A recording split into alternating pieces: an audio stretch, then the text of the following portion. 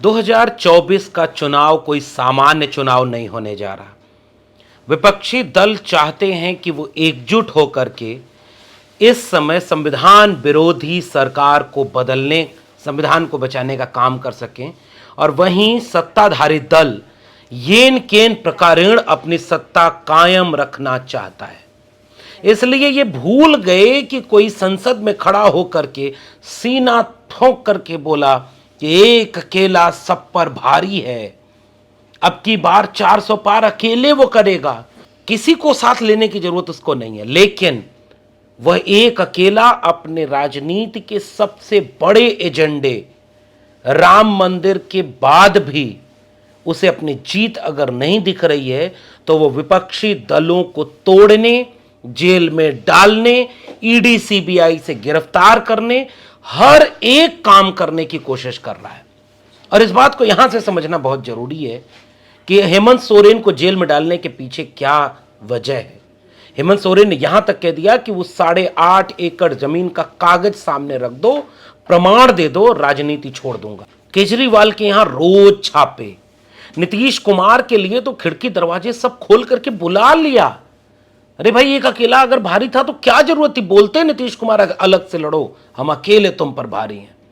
क्या जरूरत है? अजीत पवार की चक्की पीसिंग का बयान दिया और अब बीजेपी में शामिल करा लिया। अब आपका डोरा डाला जा रहा है जयंत चौधरी पर। राष्ट्रीय लोक दल उत्तर प्रदेश का एक एलआई पार्टनर है समाजवादी पार्टी का। 2019 का चुनाव हो, 14 का चुनाव इवन हो, वो साथ में लड़े। फिर 19 के चुनाव में सपा, बसपा और आरएलडी का गठबंधन हुआ। 2022 के विधानसभा चुनाव में भी सपा और आरएलडी साथ आई थी। 2014 से लगातार आरएलडी को अपने खेमे में लाने की कोशिश की जा रही है और कहा यह जाता है कि 2014 में चौधरी अजीत सिंह इस बात के लिए तैयार भी हो गए थे, लेकिन जयंत चौधरी ने एक संकल्प ले लिया कि आने वाले वक्त में जो बीजेपी राजनीति कर रही है वो इस देश के लिए फायदेमंद नहीं है, हम ऐसी ताकतों के साथ नहीं जाएंगे। और माना यह जा रहा है कि अजीत सिंह के उस निर्णय पर जयंत चौधरी का निर्णय भारी पड़ा और बीजेपी से अलग हट करके 14 का चुनाव कांग्रेस के साथ लड़ा गया। और उसके बाद 2019 में सपा, बसपा और आरएलडी का गठबंधन हुआ, जब खुद चौधरी अजीत सिंह मुलायम सिंह यादव, मायावती जी के साथ, अखिलेश जी के साथ मंच पर साझा रैलियां करते नजर आए। 19 का चुनाव उन्होंने खुद मुजफ्फरनगर से लड़ा संजीव बालियान के खिलाफ, लेकिन चौधरी साहब को 6000 वोटों के घपले के साथ चुनाव हरा दिया गया। कई तरह की तिकड़म किए गए ताकि चौधरी अजीत सिंह चुनाव हार जाए और उन्हें 6000 के न्यूनतम अंतर से शिकस्त दे दी गई। और उस समय से भी ये कोशिश की गई बीजेपी के द्वारा कि आरएलडी हमारी तरफ आ जाए।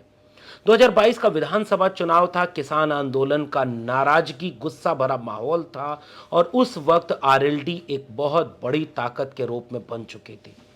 आरएलडी की तरफ बीजेपी ने बार बार इसलिए भी डोरे डाले कि आरएलडी बीजेपी के साथ अलायंस कर ले।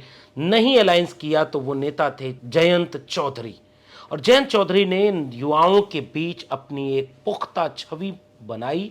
किसान आंदोलन में डटकर खड़े रहे, नौजवानों के आंदोलन में शामिल रहे और 22 का चुनाव सपा के गठबंधन से लड़े और गाना बजा करता था, समाजवादी आई रहे तो आरएलडी आई रहे, और दोनों ने मिलकर के पश्चिमी उत्तर प्रदेश में एक ठीक ठाक माहौल बना लिया, जिसे मैनेज करने के लिए अमित शाह को जाट नेताओं को दिल्ली बुलाना पड़ा और उनके साथ बैठक की। कहा जाता है कि जाने कितने पैसे, जाने कितने ताकत, प्रलोभन और डर सब कुछ दिया गया और किसी तरह से पश्चिमी उत्तर प्रदेश को मैनेज किया गया। 2024 का चुनाव सामने है। इंडिया गठबंधन के दो हिस्सेदार उत्तर प्रदेश में जो सबसे बड़े भागीदार हैं, उसमें समाजवादी पार्टी के बाद दूसरा नाम है आरएलडी का, यानी राष्ट्रीय लोकदल के जयंत चौधरी। मीडिया में बार बार खबरें इनको लेकर के आती हैं। पिछले दिनों भी ये खबर आई थी जब उन्होंने एक ट्वीट कर दिया था कि दूध ही है तो खीर खाना क्या बुरा है, और उस खीर को लेकर के यह बात होने लगी थी कि जयंत चौधरी अब बीजेपी की तरफ जा सकते हैं। लेकिन जयंत चौधरी ने इन तमाम अटकलों को खारिज करते हुए इंडिया गठबंधन की सभी बैठकों में हिस्सा लिया। एक तस्वीर आपको जयंत चौधरी की देखनी चाहिए जब उन्होंने तेजस्वी यादव, अखिलेश यादव के जो आई कार्ड हैं उनके साथ अपना आई कार्ड रख करके उसी गठबंधन की बैठक से सोशल मीडिया पर शेयर किया। उसके बाद यह हुआ कि गठबंधन जो 2022 का था उसमें आरएलडी की तरफ से उतना अच्छा प्रदर्शन नहीं हुआ, क्योंकि सपा की तरफ से भी उतना अच्छा प्रदर्शन नहीं हो पाया, सरकार नहीं बन पाई। माना जा रहा था कि अब गठबंधन का क्या होगा।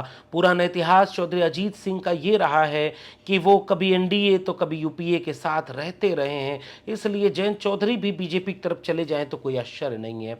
लेकिन जयंत चौधरी ने वो रास्ता नहीं चुना। समाजवादी पार्टी ने अपने समर्थन के साथ जयंत चौधरी को राज्यसभा भेजा और आज की तारीख में जयंत चौधरी राज्यसभा के सदस्य हैं समाजवादी पार्टी के समर्थन से, यानी वो गठबंधन इंटैक्ट है। अभी जब 2024 के चुनाव के गठबंधन की बात हो रही थी, इंडिया अलायंस की तरफ से ये कहा गया था कि कांग्रेस के साथ गठबंधन की बात तो समाजवादी पार्टी के साथ होगी और समाजवादी पार्टी अपने हिस्से से ढेर सारी सीटें आरएलडी को देगी। आरएलडी के साथ गठबंधन पर पिछले दिनों एक तस्वीर सोशल मीडिया पर अखिलेश यादव जो समाजवादी पार्टी के नेता हैं उन्होंने शेयर की और ये कहते हुए कि 7 सीटों पर आरएलडी के साथ हमारा गठबंधन पुख्ता हो गया है। और जयंत चौधरी ने उस ट्वीट को रीट्वीट करते हुए कहा कि मिलकर लड़ेंगे, संविधान बचाने के लिए लड़ेंगे। और इस तरह से ये गठबंधन माना जा रहा था कि पुख्ता तरीके से, मजबूत तरीके से पश्चिमी उत्तर प्रदेश में अपना गुल खिलाएगा।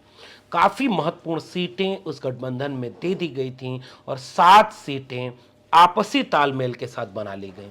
लेकिन अब मीडिया में कई तरह की खबरें आ रही हैं। जब तक ये पुख्ता न हो जाए तब तक हम इसकी पड़ताल करते रहना चाहेंगे, क्योंकि मीडिया अब बता रहा है कि अमित शाह से जयंत चौधरी मिल चुके हैं और दोनों की मीटिंग हो चुकी है। 4 सीटों पर आरएलडी के गठबंधन के साथ आरएलडी अब इंडिया गठबंधन को छोड़ करके बीजेपी से हाथ मिला रही है।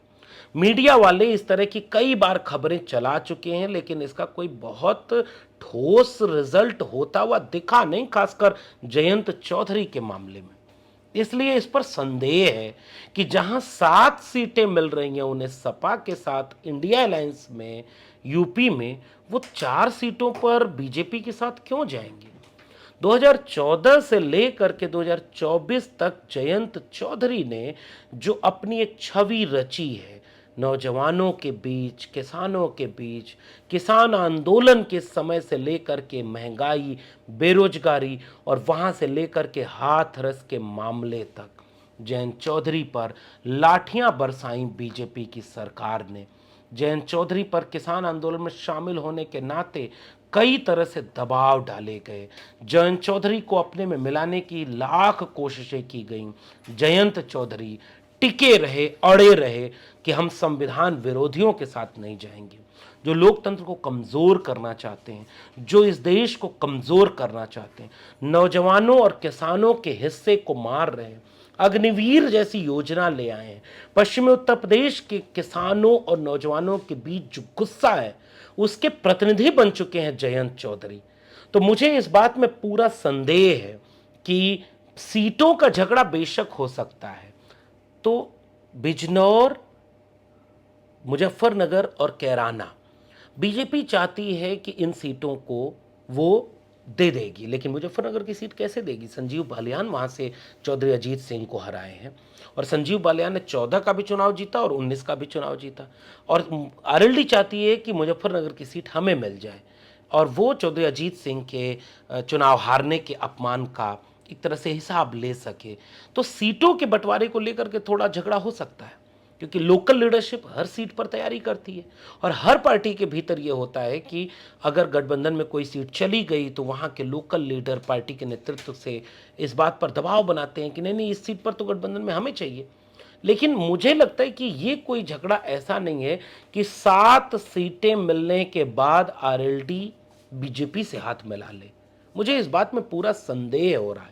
अपने बदन पर पड़ी लाठियों को भूले नहीं होंगे एक खुददार नेता चौधरी चरण सिंह के पोता चौधरी अजीत सिंह के बेटे जयंत चौधरी। मुझे इस बात में संदेह है कि जयंत चौधरी का पिछले दिनों का जो तेवर है वो संविधान को बचाने वाला तेवर है, वो न्याय, समता और सामाजिक न्याय की बात करने वाला तेवर है। वो किसान आंदोलन का तेवर है, वह तेवर बीजेपी से हाथ मिला लेगा? मुझे इस बात में पूरा संदेह है। सीटों के बंटवारे पर फिर से अखिलेश यादव, राहुल गांधी और इन सब के साथ बैठकर तालमेल बनाया जा सकता है, लेकिन इस तरह की खबरें आ रही हैं कि वो उस तरफ जा सकते हैं क्योंकि पार्टी के भीतर के नेताओं का बहुत दबाव है। तो ऐसा दबाव हर पार्टी में होता है। मुझे लगता है कि आज जरूरत जयंत चौधरी की है कि वो सख्ती से निर्णय लें। आज इस देश में स्पष्ट लकीर खींचे जाने की जरूरत है। जो उस तरफ है वो उस तरफ क्लियर दिखे, जो इस तरफ है हमारी तरफ है, संविधान की तरफ है, न्याय की तरफ है, अब उसे बिल्कुल लाग लपेट के बिना, क्योंकि अब समय नहीं बचा है, सामने से हाथरस के लाठियों का बदला लेना होगा, किसान आंदोलन का हिसाब करना होगा, अग्निवीर का हिसाब करना है, संविधान का हिसाब करना है, और वह हिसाब बीजेपी के साथ जाके तो नहीं हो सकता। स्पष्ट लकीर है। यह लकीर किसी पैसे, सीट और ईडी के डर से कोई नहीं होगा। ईडी का डर तो हेमंत सोरेन और तेजस्वी यादव के ऊपर भी है, अरविंद केजरीवाल के ऊपर भी है, कोई नहीं डर रहा है। पैसा भी दिया जा रहा है, बीजेपी में शामिल भी करने की बात की जा रही है कि आज बीजेपी में आ जाओ, कल से ईडी खत्म। लेकिन फिर भी मुझे लगता है कि खुददारी जमीर जिंदा हो और चौधरी अजीत सिंह, चौधरी चरण सिंह की तेवर जिंदा हो, तो मुझे लगता है कि जयंत चौधरी कभी ये निर्णय नहीं लेंगे।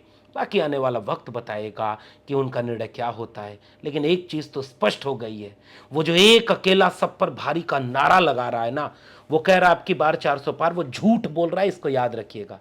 क्योंकि वो अकेले भारी नहीं है, इसलिए इंडिया गठबंधन को तोड़ रहा है, वो इन लोगों को अपने पास बुला रहा है। क्या जरूरत है, राम मंदिर तो उसी प्रदेश में बना है ना। तुम जाकर प्रचार करते कि नहीं चाहिए जयंत चौधरी, नहीं चाहिए हमें कोई, हम ये सारे लोग एक तरफ हो जाएं, अकेले सबको हराएंगे। नहीं कह रहा ना, क्योंकि वो जानता है कि जनता उसे हराने जा रही है। लेकिन आप इस बात को कब तक समझेंगे, इम्तिहान इसी बात का है। आने वाले वक्त में तय होगा कि कौन किस तरफ है। जंगल में आग लगी है, चिड़िया एक बूंद पानी से आग बुझा रही है, बाकी चिड़िया हंस रही हैं, तो उससे यही बोला कि तेरे एक बूंद पानी से आग बुझ जाएगी जंगल की। उसने कहा कि न बुझे, मगर इस जंगल की आग का हिसाब होगा तो मेरा नाम आग लगाने वालों में नहीं, आग बुझाने वालों में शामिल होगा। आज ये तय होना है कौन किस तरफ है। और मुक्तिबोध की कविता की एक पंक्ति है, पार्टनर तुम्हारी पॉलिटिक्स क्या है, उसका भी ये इम्तिहान का वक्त है। आपको वीडियो कैसी लगी नीचे कमेंट बॉक्स में जरूर बताइएगा, अपनी टिप्पणी हमसे शेयर करिए। फिर मिलेंगे किसी और विशेषण के साथ, तब तक देखते रहिए हमारा चैनल। बहुत बहुत धन्यवाद।